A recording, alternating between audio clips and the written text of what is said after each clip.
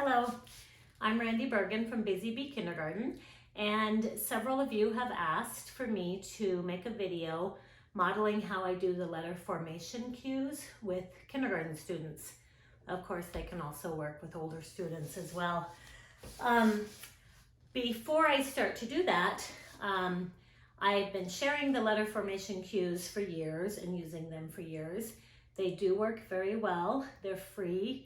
You don't need to buy a handwriting program. I'm always trying to encourage teachers not to spend so much money and to just try to do some things on their own. This is definitely something you can do on your own to get your kids to end up at the end of the school year with some really nice handwriting. The most important thing about the letter formation cues is that it helps these young kids, some of whom have never held a writing utensil before they come to see us, to understand that they are in charge of making this tool do what they want it to do. I think at first kids think pens and markers and crayons do whatever they want to do. And so all of these cues are written in a way that tells the child exactly what to make their pencil do.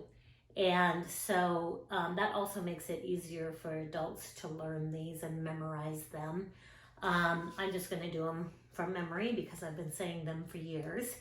I will probably say them almost exactly as I have them written on the one sheet letter formation cue paper, but you might hear a few discrepancies because I just do it out of habit. So here we go. I'll go through the whole alphabet. Probably one of the biggest values of this video is that you'll hear the sing-songiness that I put into these. I feel that's really what helps kids remember them. And you'll hear kids saying it exactly the way I say it as they learn to make these letters. And we want them to do that. I want them talking while they're writing, whether it's sounds coming out of their mouth or the letter formation cues. Also, when I do drawing with kids for the first 6 weeks of writing instruction, I'm also teaching them how to make their pencil do what they want it to do. So if we're drawing, let's say tail feathers on some kind of a bird, you might hear me, if this was the body of the bird, we might say out, back, out, back, out, back, as they're bringing these lines out from the bird's body and back to the bird's body in little triangles to make feathers. So they slowly, but also quite quickly understand that they're in charge and that they can control this pencil. And that's when they really get confident with their handwriting. So anyway, here we go, okay? Down, whoa, let me get that darker. Down, down, across. Make a C, up, down. Down, hop to the top, bump, bump. Down, trace it up with a circle. I'm going to make these a little bit smaller so I don't waste so much time erasing. Okay, now a little bit about the lowercase a where we say make a C, up, down. If kids don't know yet what a C is, they're going to think this is letter C because we say make a C. It lasts for about 3-4 weeks usually with those kids who are confused. But it's well worth it, trust me, because there are so many letters that start with that C motion that we just want to say, make a C. Okay? All right. And that is exactly what we'll say for C. Make a C. Make a C. Down, hop to the top, bump. I always kind of say bump, and you'll hear the kids doing that too. Make a C up really high, down. After they get to know this, here's something I say to kids. If you want to make a D, you start with a C. And I'll hear them repeating that if they're confusing B's and D's. If you want to make a D, you start with a C. down, hop to the top, stick, stick, stick. Lowercase e, this works really well. Straight across and around. About the only mistake you'll see is straight across and around. If they start to do that, I put a little extra word in there. Straight across, up and around. Down, hop to the top, stick, stick. Hopefully you're seeing that my pen is doing everything that my mouth says, and it's doing it exactly when I say it. So we want kids matching their voice to their pencil moving. Candy cane, cross it.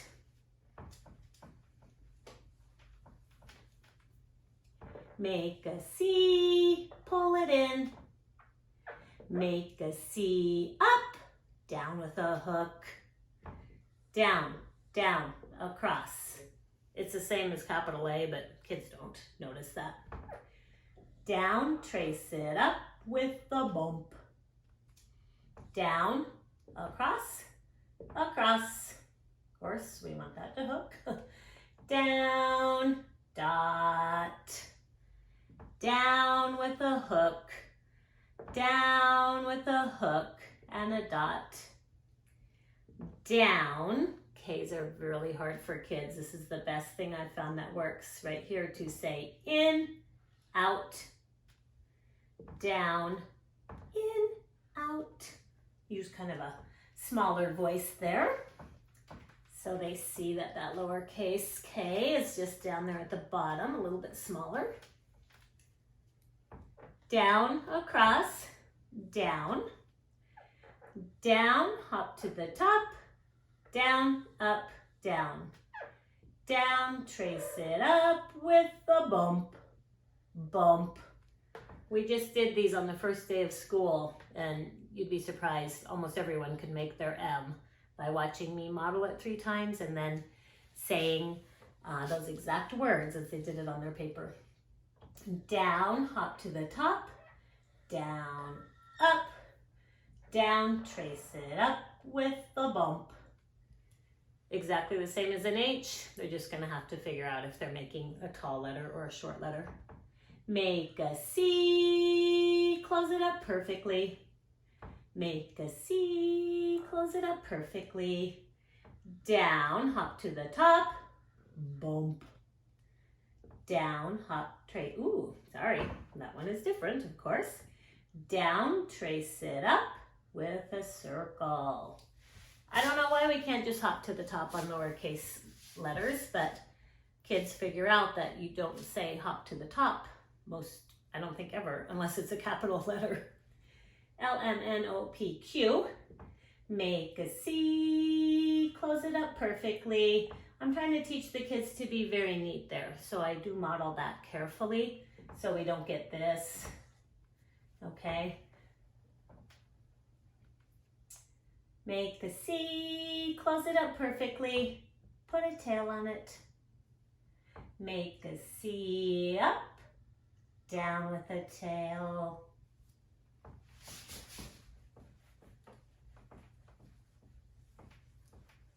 Okay, down, hop to the top, bump, stick, down, trace it up with a curve.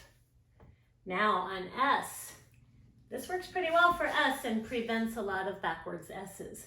Forward C, backwards C. Of course, they're going to have to know what a C is to fully understand that Q, but they get it. Forward C, backwards C.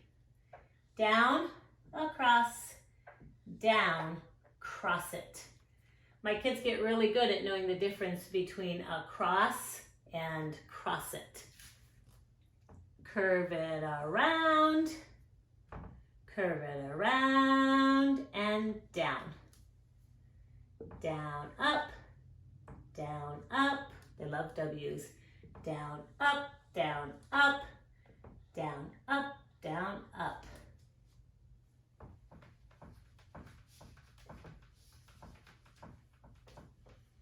Okay. learn what diagonal means? Diagonal, diagonal. This comes in handy for the drawings we do, for making shapes, and just other things, just understanding what diagonal means. Diagonal, diagonal. Make a V and down. Now, why? This works really well. There's lots of Y's in names, and it just is a great way for me to teach kids to make a lowercase y. Short line, long line. It almost forces them to make it hang down like it's supposed to. And then we have across, diagonal, across, across, diagonal, across. So now that you understand that your mouth is saying exactly what the pen's going to do, you can see how these are going to be easier for you to learn. Just think about what the pen is doing. Of course, you need to be someone who forms your letters correctly to memorize these easily, but as primary teachers, you probably do. We also have number formation cues. I used to know them, well, I have my own that I made up and have been using for years and had them memorized.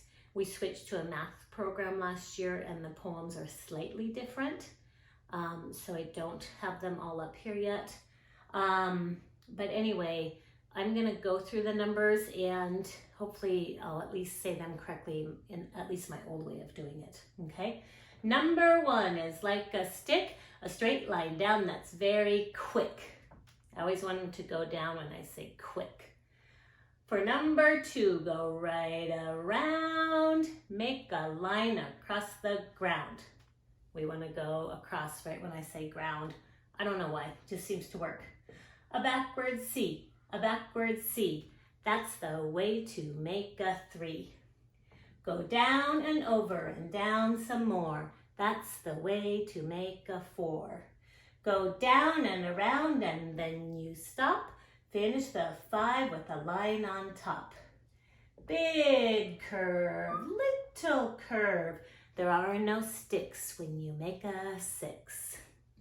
Across the sky and down from heaven, that's the way to make a 7. Make an S and then don't wait. Go up again to make an 8. Make a C and then a line. That's the way to make a 9. Okay? I think I also used to say, make a circle, then a line. That's the way to make a 9. All right, hope this was helpful. Hello, while I have you here, I do have a few more things to say about handwriting.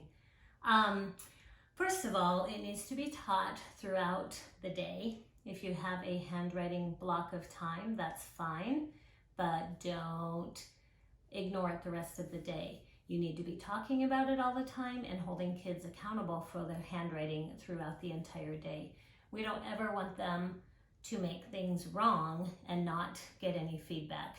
As we know, practice makes permanent.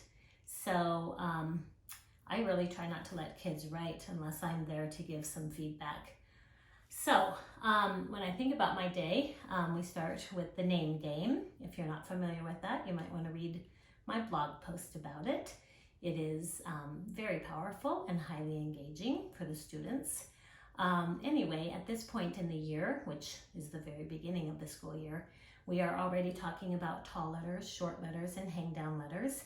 When we find out who the busy bee is for the day and we get their name up there, I'll go through and let's say it's Jackson. I'll say, kids, is this capital J a tall letter or a short letter? And they can call out tall. And then I say, is A, I don't say lowercase a, for the lowercase letters, I just name them. Is A tall letter or a short letter? This is important for the kids who don't know what those words mean. They'll say short. Is C a tall letter or a short letter?